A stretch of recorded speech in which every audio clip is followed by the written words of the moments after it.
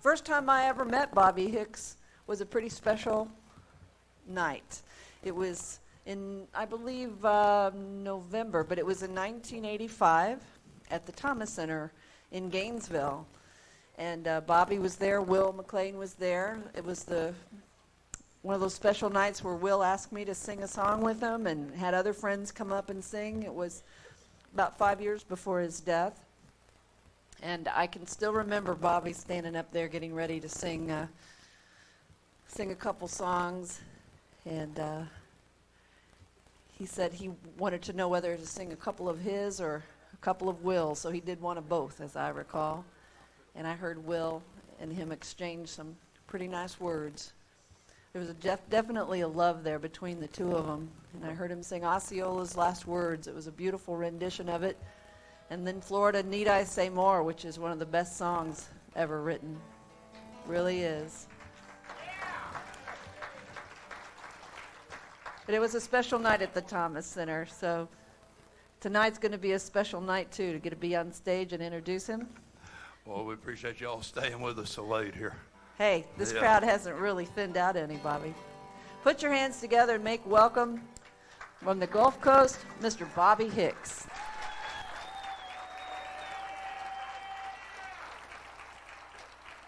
Folks, this has been a real emotional day for me. I've seen people I hadn't seen in years, and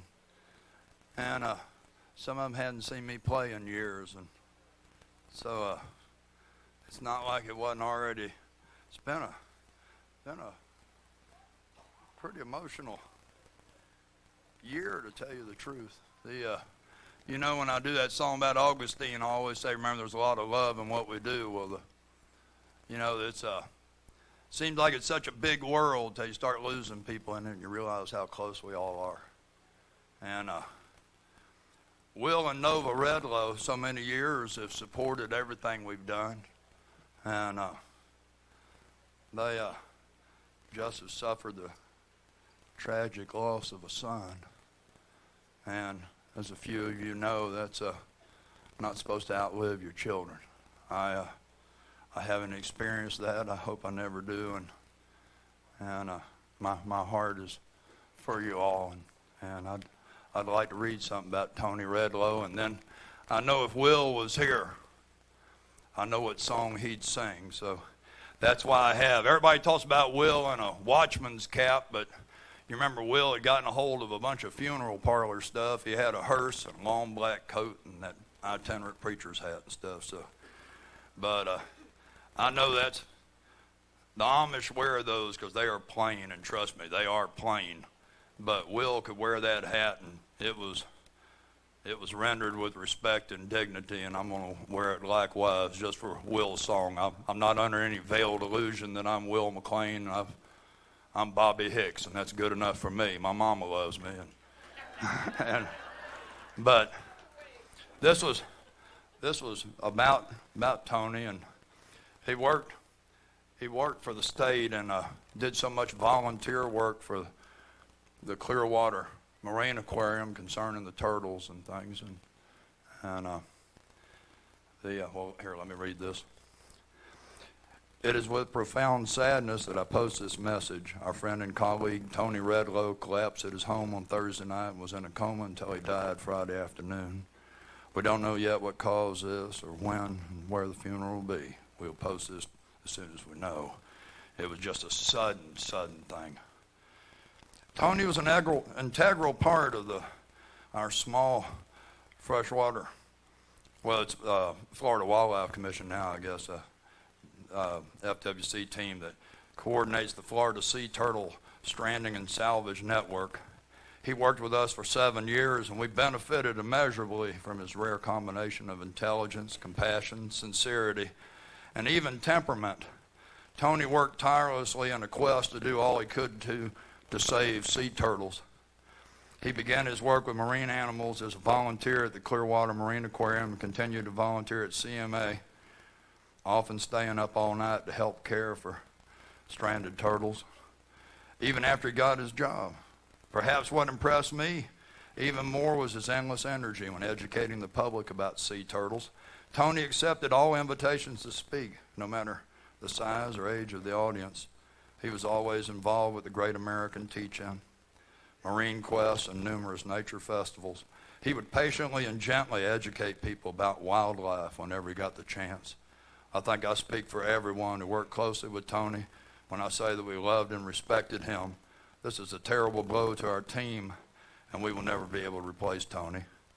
But we will carry on and do our best to make sure that sea turtles remain a part of our marine environment, because that is the way Tony would have wanted us to honor his work. We miss you, Tony. And I know if Will was here, he'd probably have some wondrous poem, but here's a song Will had written so many years ago, and this is the first time I've sung it on a stage, folks, so bear with me.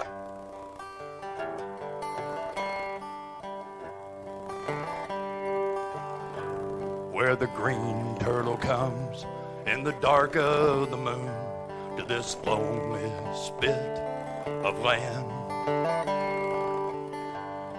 to cross from the water the musk-white dunes and bury her eggs in the sand.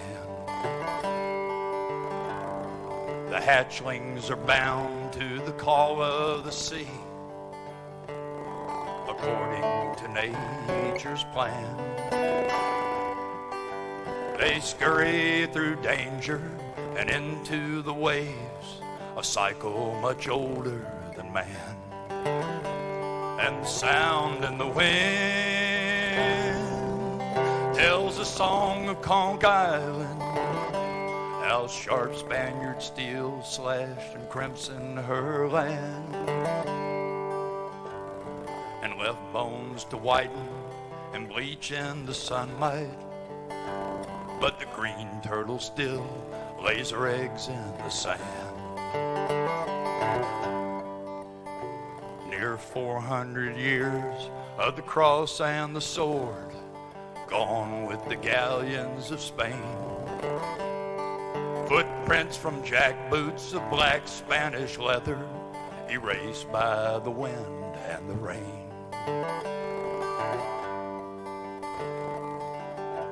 Conch Island lies peaceful, serene in the moonshine. Varmints are drawn here to play. They frolic and spoon to the music of night birds, lost in the spell of their ways. And the sound in the wind sings a song of Conch Island, a song of destruction that ravished her land. And man leaves no memory in fin, fur, nor feather, but the green turtle still lays her eggs in the sand.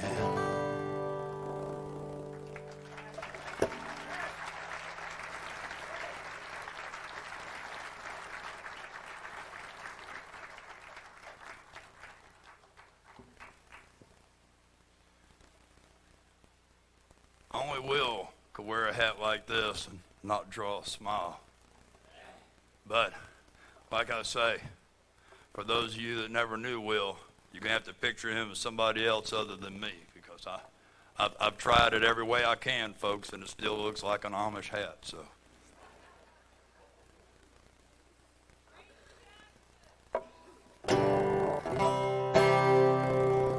In a dungeon deep in St. Augustine, Chief Osceola wept for his people and his golden land. His body had not slept when Wildcat said, "Oh, Chief, I beg you go with me to stand against our mortal foe." But Chief Osceola raised his proud head high, said, "Do this ere I die." But Wildcat, brother, to the grassy waters lead the Seminole, where no white man can invade, to leave you lying dead and cold. I shall not live among such evil men, those who mock the sign of truce, this flag of white, and honor not their given sacred word. My name shall be the light that shines in every warrior's soul. In dark and hidden reaches, they shall never drive us from our land, nor drain our blood like leeches. My spirit walks with those of you who died, and those of you who always will remain upon this bloodstained, blessed, flowered land. Must fight and fight again. When you get up to Augustine, they take you in the great fort and they show you that little crawl space where Coacucci and 6 other sub-chiefs starved themselves down, crawled out, dropped down to the ground. They led the Seminoles down toward the glades. Osceola stayed behind. They took him up to Fort Moultrie, South Carolina, fashioned a great shackle about his neck, and took him into the streets of Charleston to show him what class the white people had. Taken sick and died, Dr. Frank Whedon, the surgeon, cut his head off, carried it through the streets of Charleston to show people what savages the Indians were. I'm serious. Aren't you proud of your heritage? Remember, Frank Whedon's family's descendants still over there in Pinellas County. Some gene pool, huh? I shall not live among such evil men, those who mock the sign of truce, this flag of white, and honor not their given sacred word. My name shall be the light that shines in every warrior's soul. In dark and hidden reaches, they shall never drive us from our land, nor drain our blood like leeches. My spirit walks with those of you who died, and those of you who always will remain upon this blood-stained, blessed, flowered land. Must fight and fight again.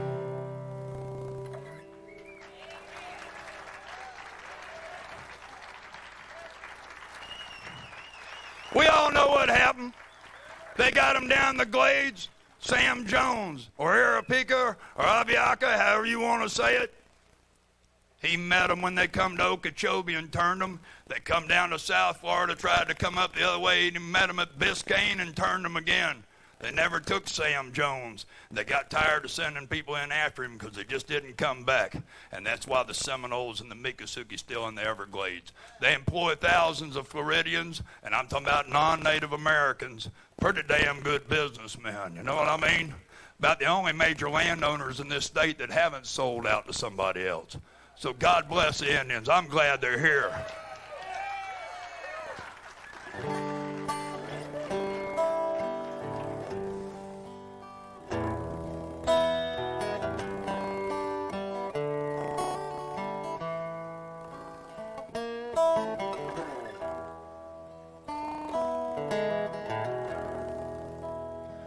One of the finest fishermen I know has been in real poor health the last 10 months. But he made it home from the hospital Friday night. Then he lucked it all. We're going to go fishing Monday or Tuesday. This is about another one in our life. I dedicate this to my brother Ricky. He said life's pretty rough when your living's in the Gulf, fishing by your groceries. Things I've never understood when the weather's no good. You still got a family to feed. You can load up your boat, you can roll up the coast to fill your hooks or your nets. Second guess storms down south where water's warm, you can batten it down and give it your best. Keep in mind the Honduras ain't no place for a tourist. No telling what you're gonna find. Cause the shrimp you're trawling ain't the only thing we hauling, and it's best your own business to mind. Zachariah Creech wasn't just another shrimper, docked his boat at Cedar Key. A few things about him made him little different than those other sons of the sea. Patrolled the Gulf since he was 10 years old and Tortugas to Tampico. Well, he'd done some time back in 29 for hauling whiskey out of Port St. Joe. Yeah, he looked to be as old as the water that had etched his face in lines. The Gulf was his mother, the wind was his father. Zachariah Creech was a friend of mine. I used to see him at the docks in Crystal River, the bars down in Tarpon Springs. Drank Canadian mist neath the moon of silver. At night sometimes he'd sing. He sang of the days when the money came easy. It had a family and a home. Well, then he sang of a hurricane that came, left old Zach alone. He carried the loss upon his shoulder from an old storm back in 33, where he drowned his sorrow in the whiskey, the sun and the wind and the sea. He reminisced about days on Tampa Bay, back when the shrimper still had respect. He said a man of the sea was somebody then.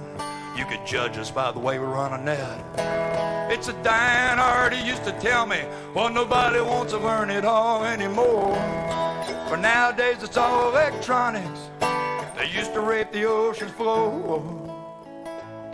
He said I only trawled enough to make a living. Now they're making 3 trips to my one.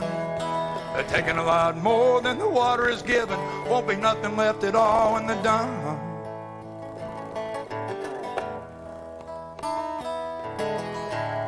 Well, I remember the corporate shrimpers all come in there, these big companies backing them and started underbidding everybody and about put the poor guy out of business, and they went away and looked like they were going to make a living again. And somebody come up with this idea they could buy a couple of old damn battery plants, one in Thailand and one down in Ecuador, and start farm raising shrimp because no EPA regulations over there, so they could use those old battery drain ponds and stuff to raise those shrimp. And so they started selling these damn shrimp in supermarkets. Enough of y'all been buying them. These boys having to give those boats up now. Great job, huh? Yeah, of course, I realize some of y'all think Red Lobster's a damn seafood restaurant, you know, so if you think it is, then you ain't got a clue what shrimp tastes like anyway.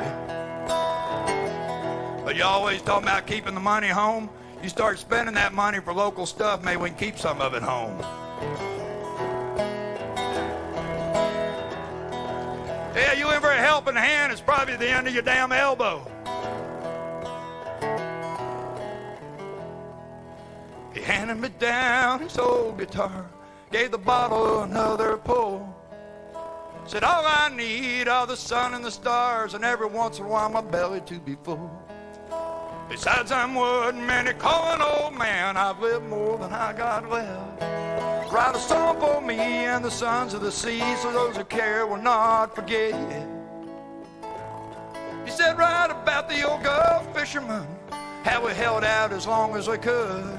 Well, those of us that fish by instinct, we built our boats out of wood.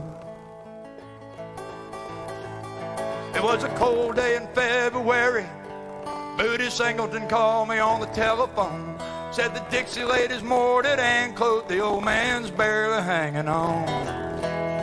The trawlers thought I was a strange young man. The spongers must have thought I was weird by the way I touched that old man's face. I held his head so near. I thought back on all the good times, made me smile though I was sad. For Zachariah Creech was an old Gulf shrimper, closest thing I knew to a dad. So I sat down on my fountain pen, tried to capture his life in my lines. About a man of the sea, born in Steinhatchee, he died on his boat back in '79. He was a different kind of a sailor, a different sea from a different time. You know, Zachariah Creech was an old Gulf shrimper. Zachariah Creech was a friend of mine. Yeah, he looked to be as old as the water that etched his face in mine. The Gulf was his mother, the wind was his father, and Zachariah Creech was a friend of mine.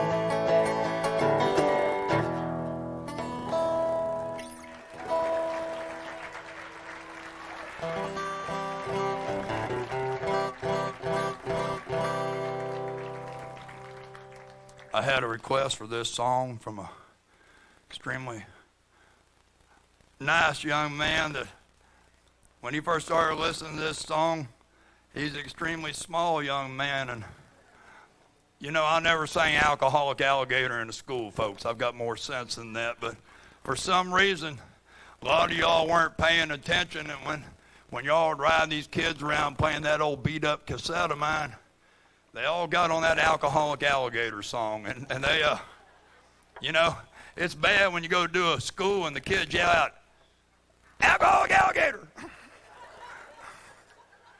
But he requested this song tonight, and last year I didn't do it, and he requested it then too, so let me kind of lighten up the... I know it's late, folks, and when y'all got to leave, you got to do what you got to do. I understand, but I want to play. When I say Alcoholic Alligator, I'm not talking about some drunk from Moorhaven went to University of Florida, although there are a lot of them. I'm talking about a true reprobate of reptilian lineage. Y'all like that word? I learned that one in Reader's Digest. I was down on the Okeechobee about 7 years ago. Actually, about 25 years ago now. I was doing a little speck fishing with some good old boys I know. We was drifting toward Moorhaven about as fast as a flat bottom floats. That's a boat, by the way. When a 12-foot alligator tried to get into my boat.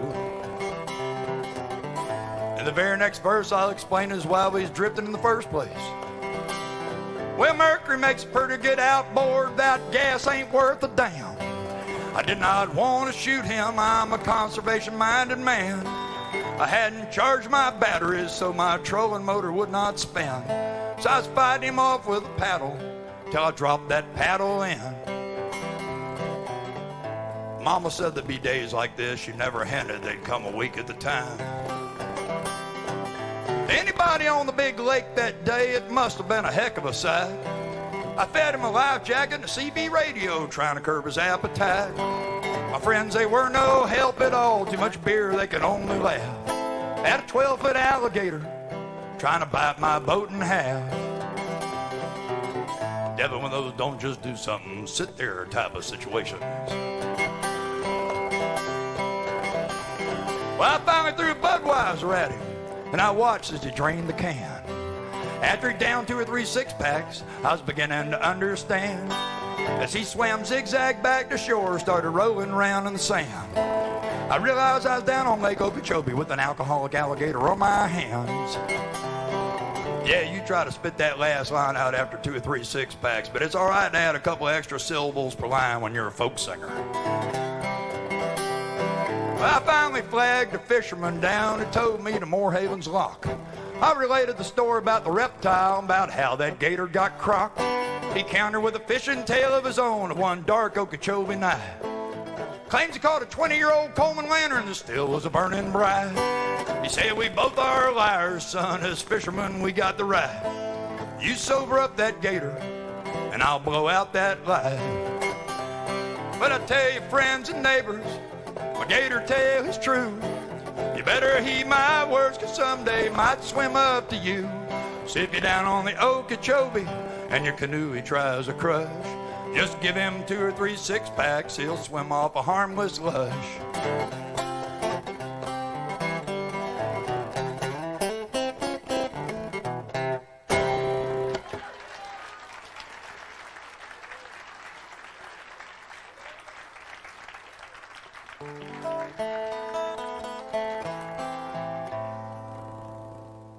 I'll get to do 2 more.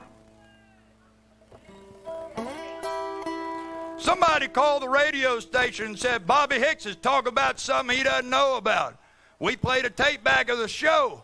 It was about the damn Swanee River. We were talking about they're trying to take the water from the Swanee and move it down to South Florida.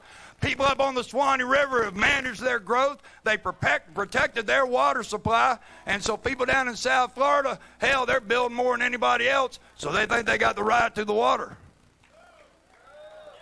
I saved. We all saved I fought Occidental, Arm& Hammer, started in 1979. They overturned his mining permit in 1980. He wanted to mine the Swanee River Basin with a handful of law students from University of Florida. I stopped him. You all, this is what I was talking about earlier.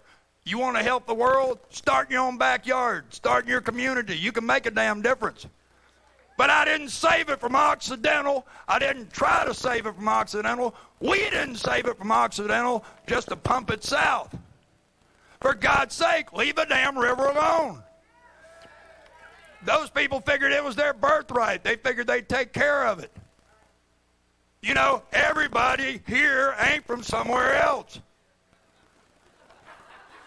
I took my mother, bless my mother's heart, 86 years old. Her driver's license, she's been renewing it over the phone. Hadn't driven in years, hadn't had a car in years. She just renews the driver's license so she's got an ID. Well, finally came time for her to go in there. She didn't want a license, she just wanted an ID card. So they let her sit there and let me answer all the questions for her. And they said, date of birth. I said, December 9th, 1917. People started to get quiet. They said, place of birth. I said, Tampa, Hillsborough, Florida. She said, everybody here isn't from somewhere else. So here's the song, folks. This is the one we sang when, you know, I hate to tell you, but you want to stop somebody working, somebody's going to get hurt. I mean, signs are fine, protest is fine. You know, being a pacifist is a wonderful thing, I guess. But if you're trying to stop somebody with a drag line, somebody's going to get hurt. So this is a song we were singing when the hurting started.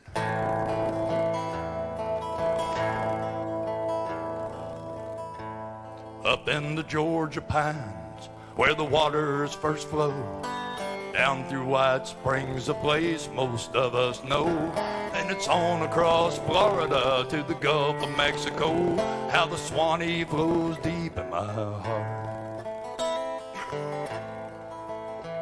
Her natural beauty always is seen to be such a treasure of this wondrous stream, as she wanders through legends, songs, poems, and dreams, for the Swanee flows deep in my heart. What have we left for the ones that we're leaving? Perhaps some old memories they won't be believing. Maybe some snapshots that'll start them into grieving, for the Swanee that flows deep in my heart.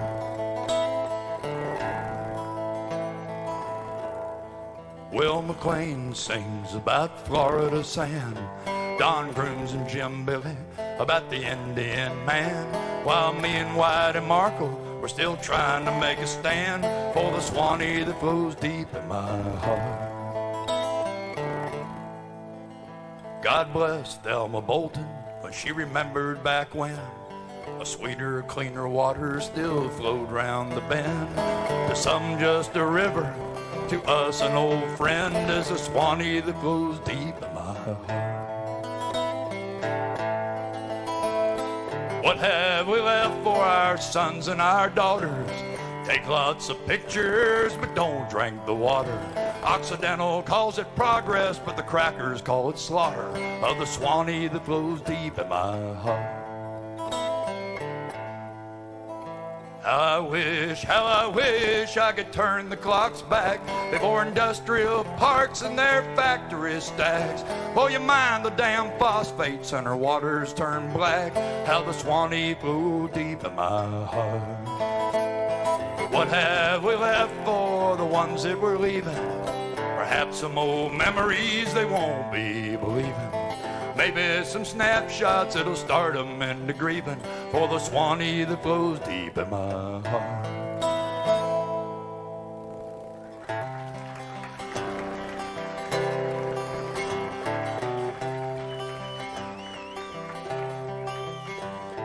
I guess I'm a little bit of everything. Seen so many flags unfurled. Someone still remembers. They come to see us from all over the world. I'm the Spanish moss hanging from the live oak trees. I'm what's left of the panther and the old manatee. I'm an eagle in flight, I'm the ocean's roar. I'm Florida, need I say more? I'm Florida, need I say more?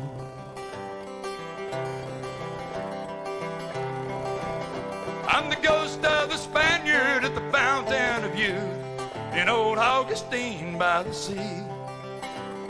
Down around Brighton, I'm a Seminole Indian who somehow through it all still walks free. I'm the sunburned face on that old Key West conch, watching hurricanes from down on Duval Street. I'm a tarpon jumping down in Chuckaluskee where the Gulf and the Everglades meet.